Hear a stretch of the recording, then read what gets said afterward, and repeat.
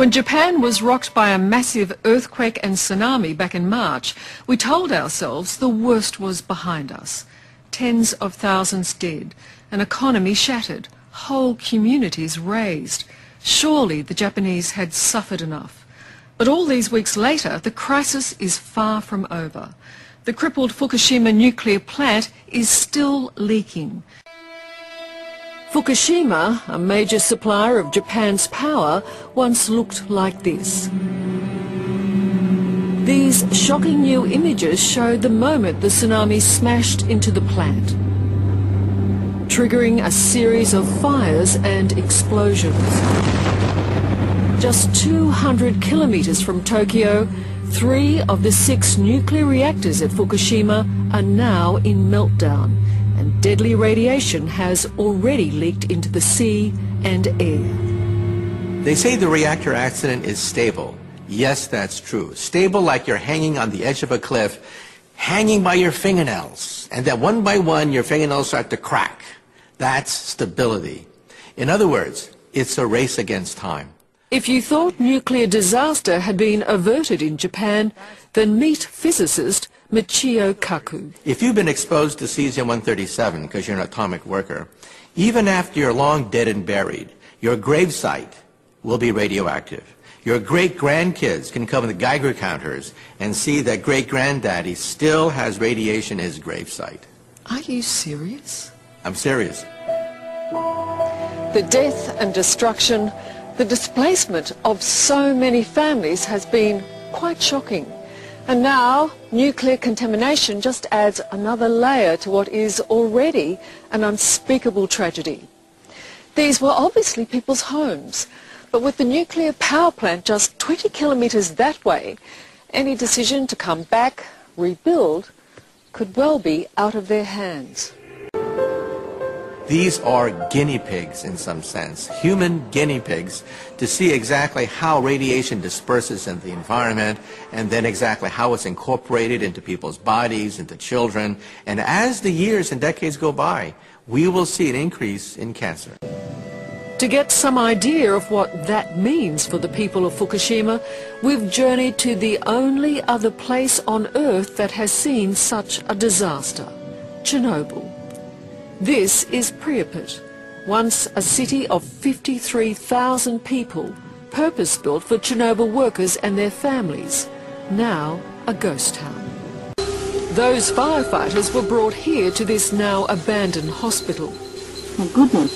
And down in its basement are their discarded, contaminated uniforms, their boots, coats, and even a cap. You know what's shocking about this, Sergei, is that 25 years later, this is still incredibly radioactive.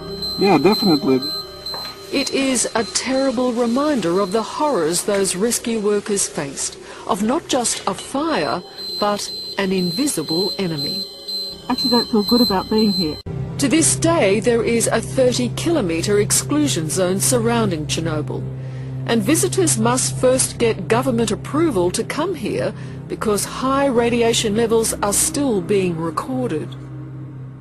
This device is purely to detect the radiation in the air, and this area is supposed to be very radioactive.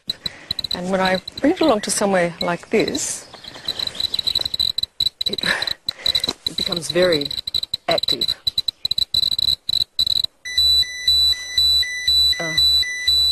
Mask on.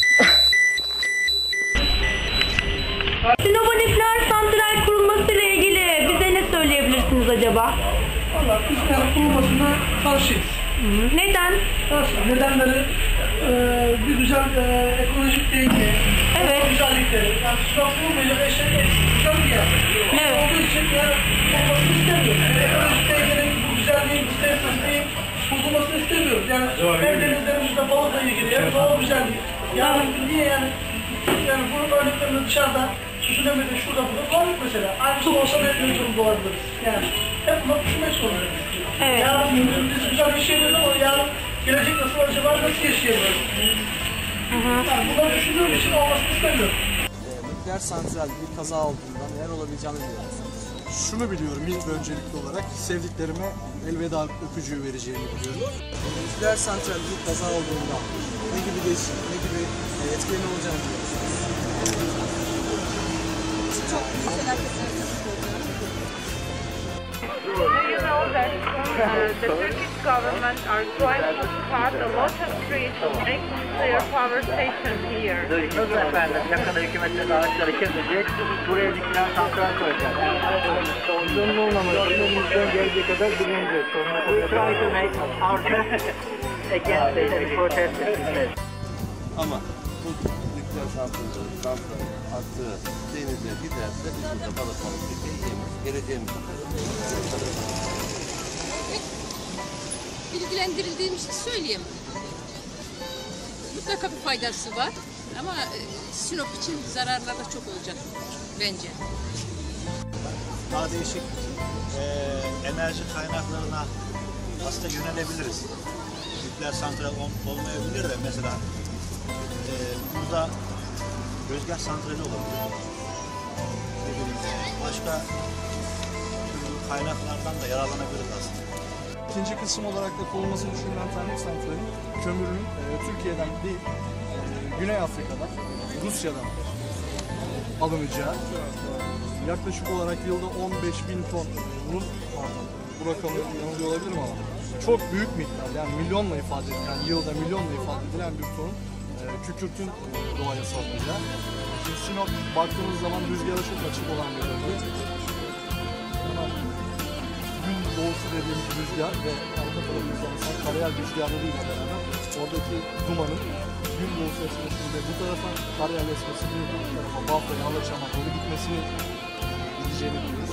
Bunun suyu sıcaklığı zaten değişen iklim değişikliği neticesinde bayağı bir ısınmış durumda. Daha da çok ısınacak. Zaten balıklarımız tükendi, bitti diyebiliriz. Daha da bu balıklar gidecek.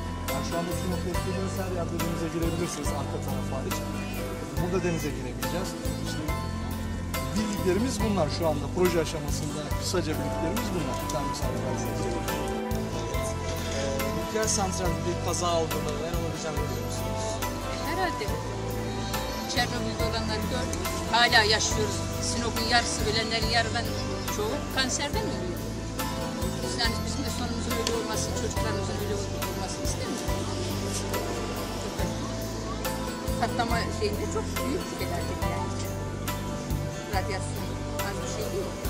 Nükleer santral hakkında şu anda zarar olduğunu biliyoruz. Başka bir şey bilmiyoruz yani. Bu konuda ne düşünüyorsunuz? Sinop'un bir nükleer santrale ihtiyacı var mı? Şu anda yok yani.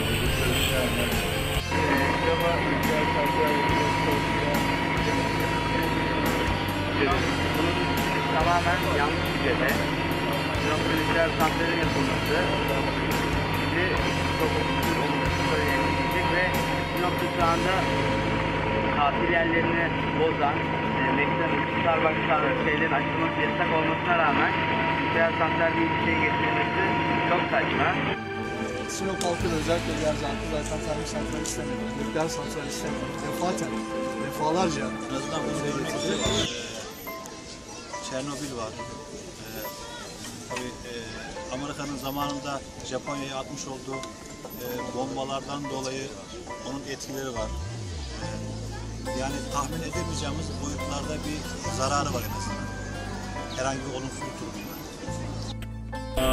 Nuclear power plants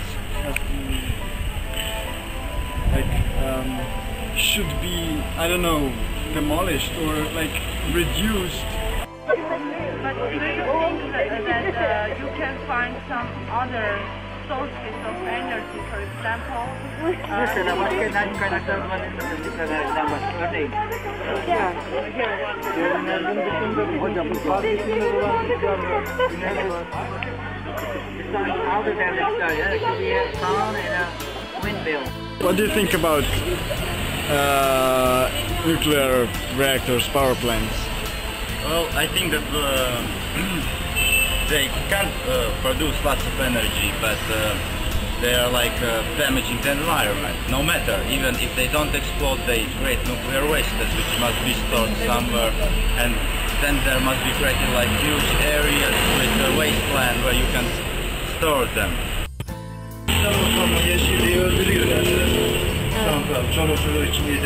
Bu Sinop'un en gözdesi olan ve hatta en aktif olarak favori olan deniz olayını tamamen bitirecek. İnsanlar denize gidemeyecek, şehrimizde havuz yok. Bunların hepsine nükleer santral neden olacak. And more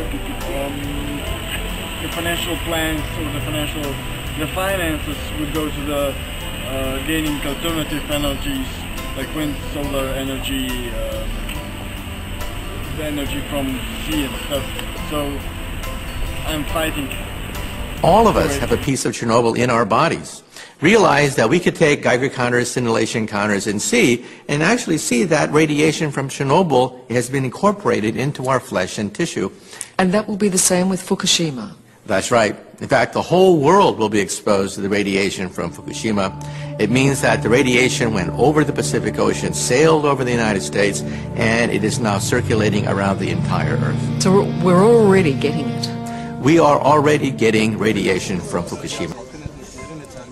Değil bölgede, Türkiye'de istemiyor. Ama bu arada tabii biz termikle ve nükleerle boğuşurken arada HES'leri de bize kaptırdılar. Şu anda Ayancık'ta bir HES inşaatı durduruldu. Yine Dikmen'de devam eden bir inşaat daha var. Rusya'daki gibi olacaksa her şey. Olmasını istiyor musunuz? Taraftar değil misiniz? Olmasını istiyor musunuz? Yok. Şirin Sinop'umuzu bozmasınlar yani. Biz bu halimizden çok memnunuz. Olmasını istiyor musunuz? Hayır. Termik santral de istemiyoruz. Sinop'ta kuracağını biliyoruz. Peki kurulmasını istiyor musunuz?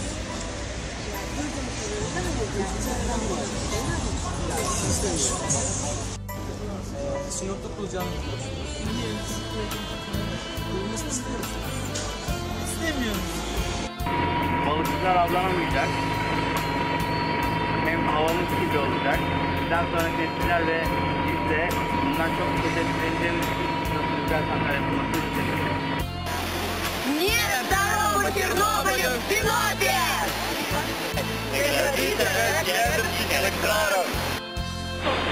Sinop'un leveye kadar